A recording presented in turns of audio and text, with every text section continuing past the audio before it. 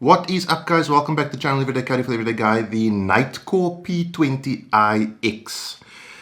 Those of you who've been following me for a while will know that this is my current EDC flashlight of choice. If you watched my EDC review, my 2022 EDC review, which is popping up in your screen right now, you will know that this is the current flashlight that I'm EDCing.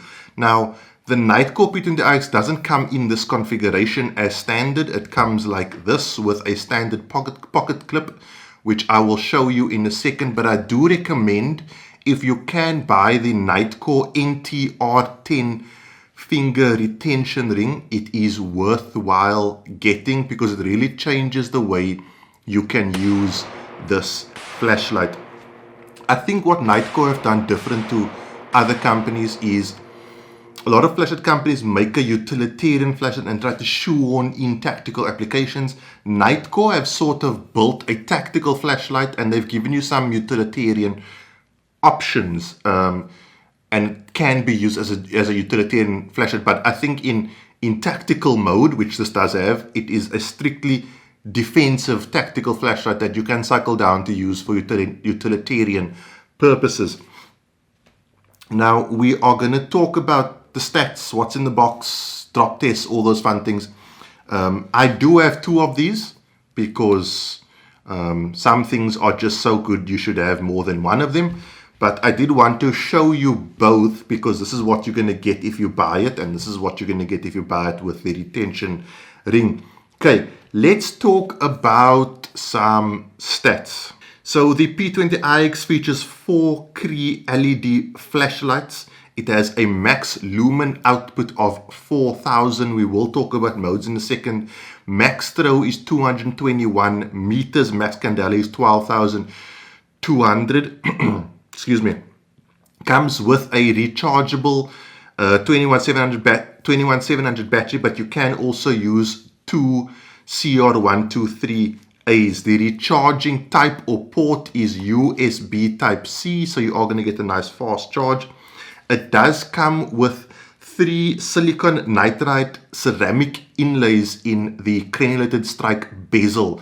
These act as the same thing as the tungsten carbide tips on tactical pens. They work great for breaking windows. I actually saw one video where a guy broke bricks with these things, and it works on the concept of simple physics where if you decrease the impact size of something impacting something else, it increases the force of the impact.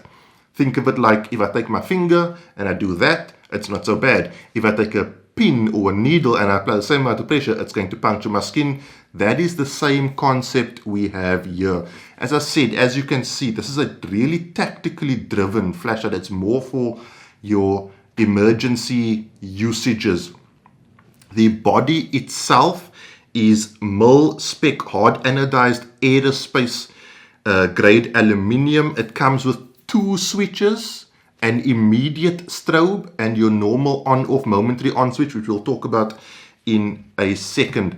We're also going to talk about what's in the box because you do get a lot of goodies with this. You really get your money's worth. Now, let's talk about modes. Okay, so you get 2 main modes, EDC and tactical mode, or everyday carry and tactical mode. The flashlight comes as standard in EDC mode. Okay, so to put the flashlight on, you use the on-off button, which is this right here. In its lowest mode, I'm going to look down because this thing has a lot of modes. In its lowest mode, you're going to get 2 lumens for 350 hours. That's ultra low. Then you get low of 50 lumens, and you cycle it by tapping the strobe button. 50 lumens for 38 hours. Then you get medium, which is 300 lumens for 7.7 hours and 15 minutes. Then you get high of 850 lumens, which is 2 hours and 50 minutes. Higher, which is 1,700 lumens for 2 hours. And if you press and hold, it goes into 4,000 lumens. And you get that for 30 minutes. And it will remember your last mode. In everyday mode, it will remember your last mode, except for the 4,000 lumen mode. If you press the strobe button, it goes immediately into strobe. Now to cycle from everyday mode to tactical mode, you press the strobe button, you half rotate the tail cap, and you close it again. You saw the 2 flashes. Now it's in tactical mode. Tactical mode, immediately, as soon as you press the tail button, it goes to 4,000 lumens. no matter what mode you leave it in, as soon as you put your tow button off and on, goes back to 4,000 lumens. And you don't get the same amount of modes. I think you get 4,000 and then you get like medium, low and high kind of deal. You still have your strobe button where if you press the how can I show this? So if you press that button, it immediately goes to strobe and momentary on. But if you put it on and you triple tap the strobe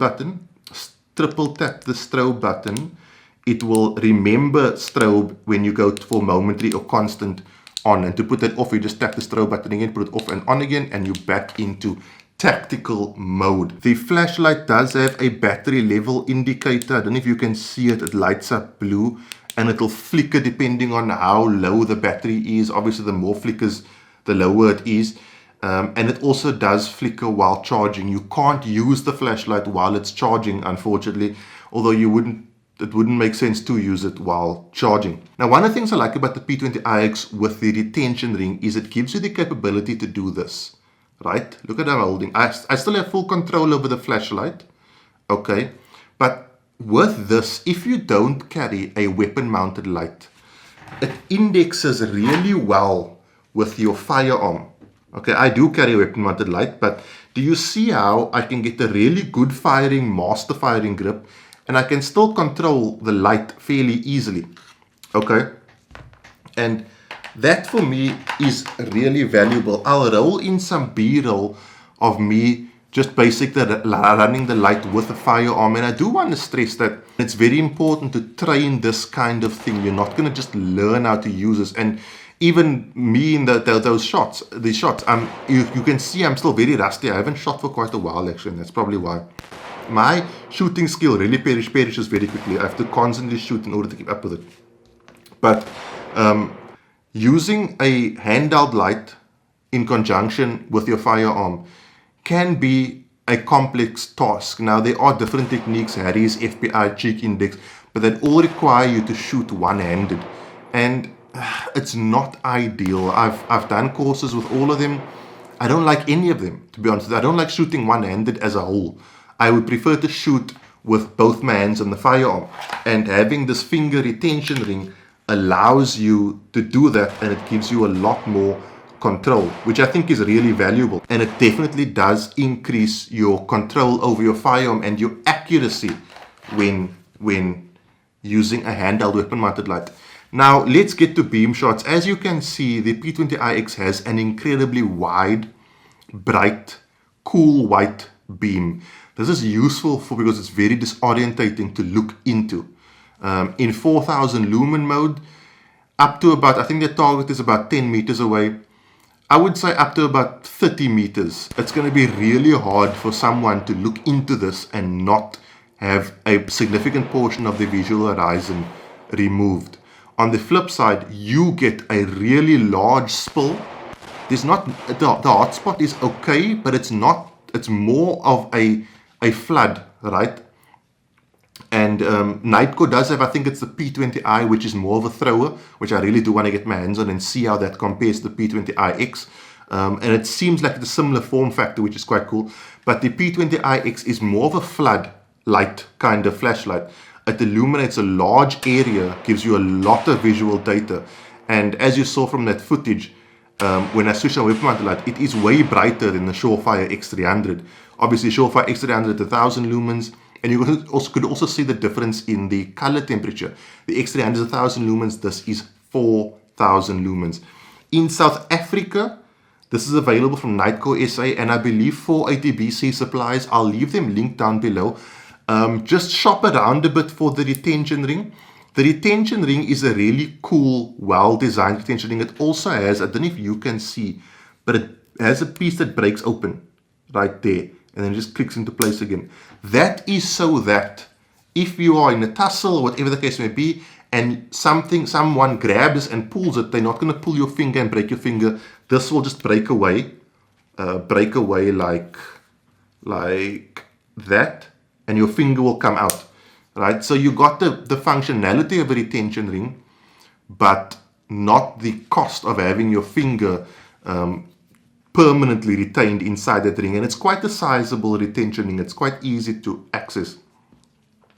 And as I said before, with the retention ring, you have so much more control. It's very easy to go from here, putting the light on, to here, putting the light on, back to here, or even to here, where you discard the light entirely, and you can go for your firearm. I'll roll in some B-roll if I haven't already of me doing that. And I think that, especially if you're a firearm owner, really gives you an added bonus. Now, in terms of availability, guys, I'll roll in the drop test. I just want to say there's two sets of drop tests. One was done with the 21700 battery, and the other one was done with 2CR123A, so I did 4 of each. Here it is.